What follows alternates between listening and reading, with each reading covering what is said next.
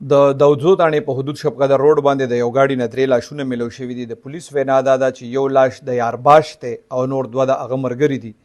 د پولیس وینا دا ده چې دې ته اطلاع میلو شوه چې شپقدر روډ باندې عیساخیلو سره یو الټو ګاډی ولاړ دی او په هغې کې 3 لاشونه پراته دي. پولیس وی کله چې دوی لاړل نو دوی چې کده وکتل نو دغه ځای کې یو څو کارتوسونه خو پراته وو، خولونه خالی. خو پولیس وایي چې د دې جایزه واخیسته نو دوی ته اندازه کېږي چېرې دا مړي دلته نه دي شوي بلکې دا 3 واړه کسان چې کوم دي بل ځای کې وژلې شوي دي او بیا په ګاډي کې اچولي دي او دغلته یې دا ګاډی راوستی دی او درولی دی، ځکه چې پولیس وایي دې ګاډي کې کم ګاډي کې چې دي دغلته پراته نو دې کې بلډ هم نشته. نو د دې نه اندازه کېږي چې دی بل ځای کې مړه کړي دي او بیا دلته په دې ګاډي کې راوړي دي.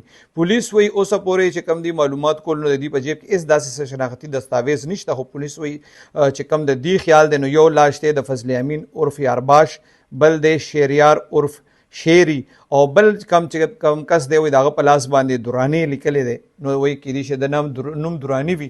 پولیس وایي د یارباش چې کم دی په ده باندې په سوات کې د برید چې کم قتل شوی د هغه د قتل دعوه پې وه، نورې دعوې ماویم په دې باندې وي. پولیس وایي اوسه پورې دعوه نه ده شوې چې دا 3 واړه چا مړه کړي دي، خو د دې ورساته انتظار دی چې ای راشي نو ای به بیا باقاعده دعویداري کوي چې په چا باندې کوي نو هغه بیا زه تاسو اپډیټس کوم.